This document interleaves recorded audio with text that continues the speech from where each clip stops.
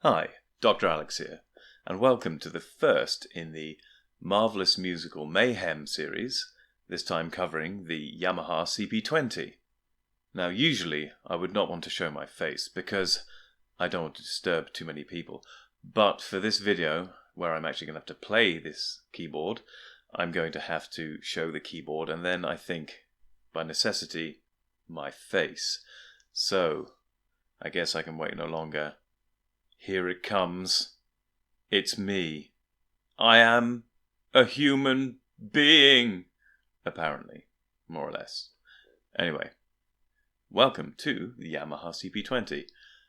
I'd like to point out at this point that I am not a keyboard player. I cannot play piano. I cannot play keys. I'm a guitarist. However, I will do the best I can, and I apologize in advance for the horror that is about to ensue.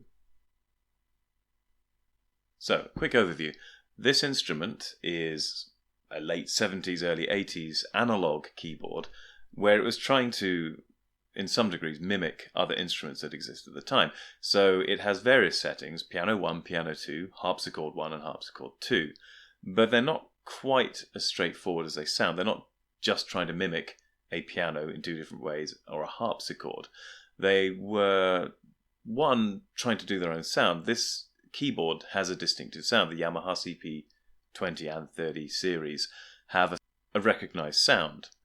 But they do sound similar to other instruments of the time that people wanted to mimic, and in fact, one of the nicknames it had was as the poor man's Rhodes. So it has an ability to do something Rhodes-like in its sound. And as we'll find out, it can also do a fair pianette sound, the sort of sound you get from Stevie Wonder on Superstition, for example. And I will show you how it's set up for both of those and any others I can think of along the way. The one thing it doesn't do very convincingly is a piano. Piano 1 is probably the closest setting that actually sounds like a piano, but even then, nobody's ever going to mistake this for a piano, and I'll try and show you what I mean by playing just some random keys. The closest this gets to sounding like a real piano is if you slap the sustain on and do something like, a Columbo, the villain is about to murder someone, random jazzy hitting the keys.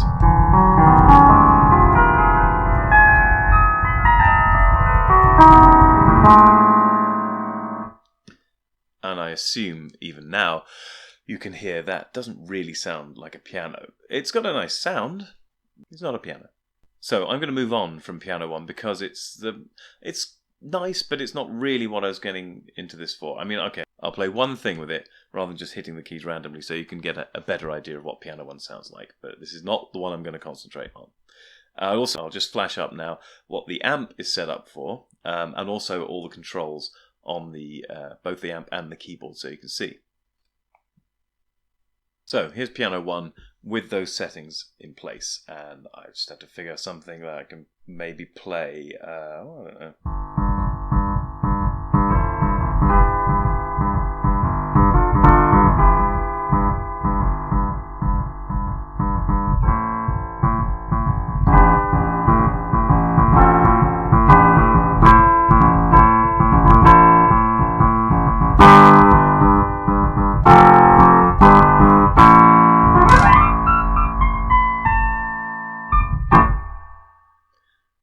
What you might notice about the keyboard is it has quite a range of attack.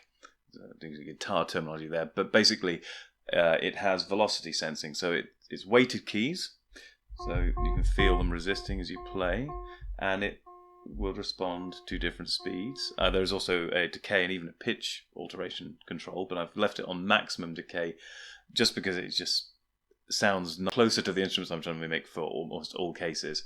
There's other things like tremolo on here.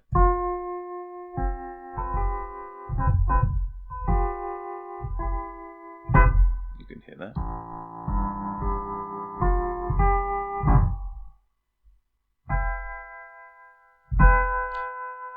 With different speeds.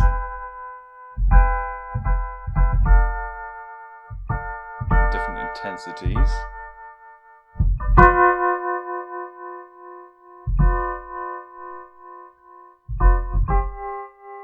But I find the tremolo a little bit distracting.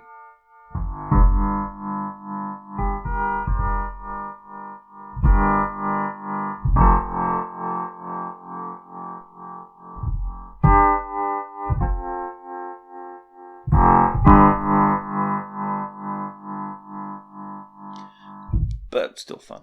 So that's piano 1 out of the way.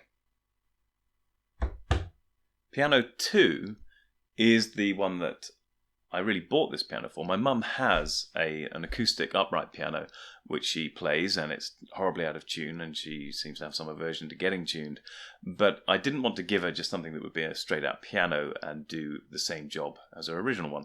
But I also know that she hates the concept of organs, things where you don't have the percussive response from the keys, where you don't get the notes sustaining only when they're held, that sort of thing.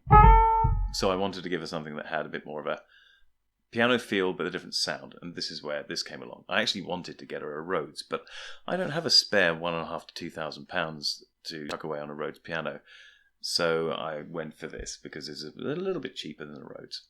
But I've now set it up on piano 2, and the reason being I wanted to demonstrate its ability to do a Rhodes-like sound. Now, saying that, this is not a Rhodes, and it's not going to sound like a Rhodes, it's just Rhodes-like. So this is a quick demo of it in a sort of Rhodesy mode. Rhodesy mode, that sounds pretty cool, a Rhodesy mode.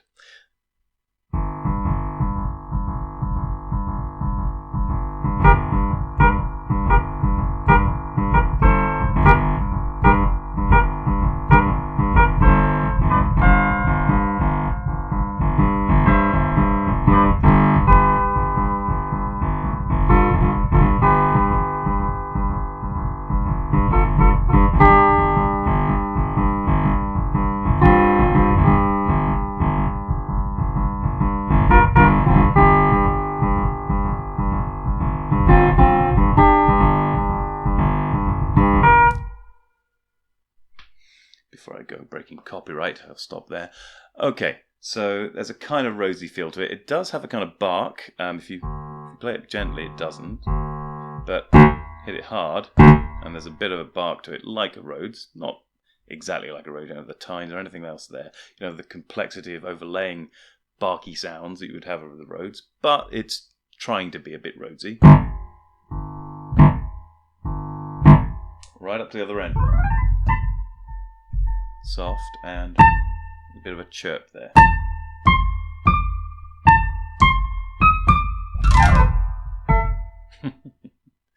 Anyway, so that's the sort of Rhodesy sound, and it can sound quite jazzy, particularly if you stick in the chorus, which I've got on the Markley amp underneath.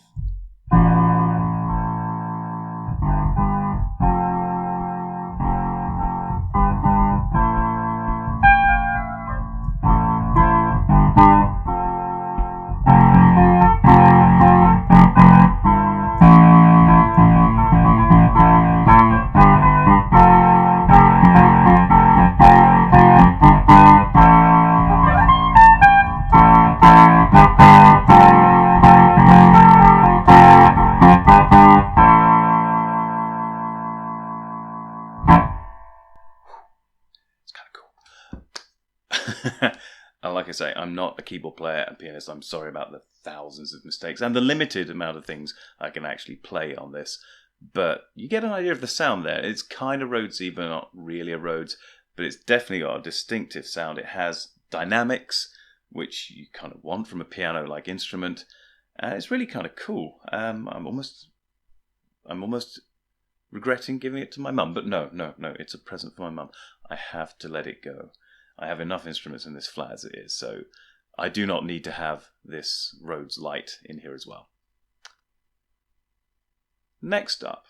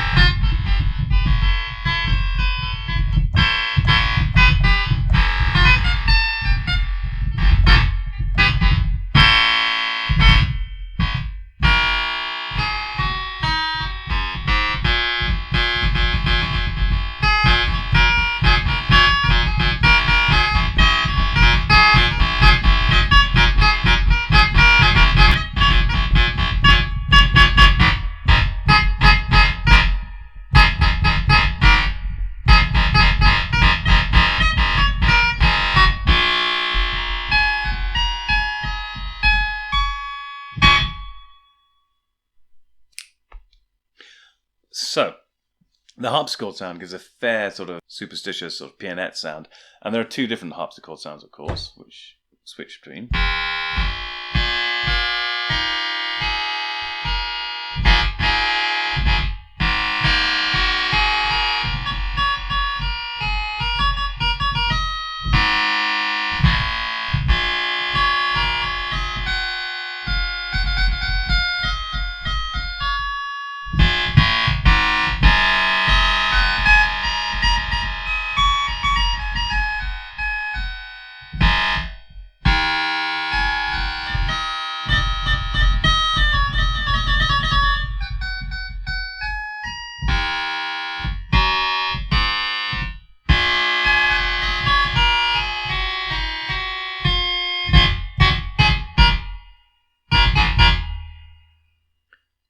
Both of which sound kind of pianette-y, clavinet-y in a way, and they're kind of cool.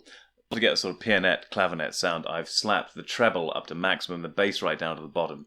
Unlike the Rhodes sound, where I was completely opposite, like the bass right up and the treble right down, and of course using piano 2 as opposed to either of the harpsichord settings. But this instrument is surprisingly versatile, and I haven't even touched on most of the sounds it can make. I've only really focused on the two sounds I most wanted to mimic, which is the Rhodes and the sort of pianette, clavinet, superstitious type sound. So both of those are fairly easy to achieve. The harpsichord 1 and 2 gives you something similar to superstitious.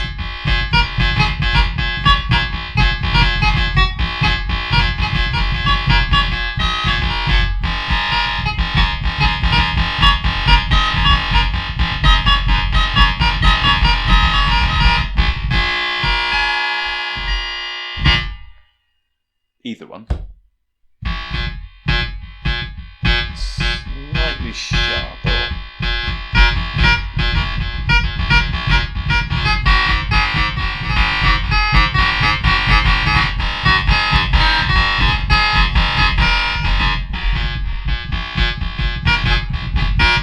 Ooh, terrible playing, I'm sorry. And again, just for one last time, back to piano 2. For that mellow Rhodes type sound. So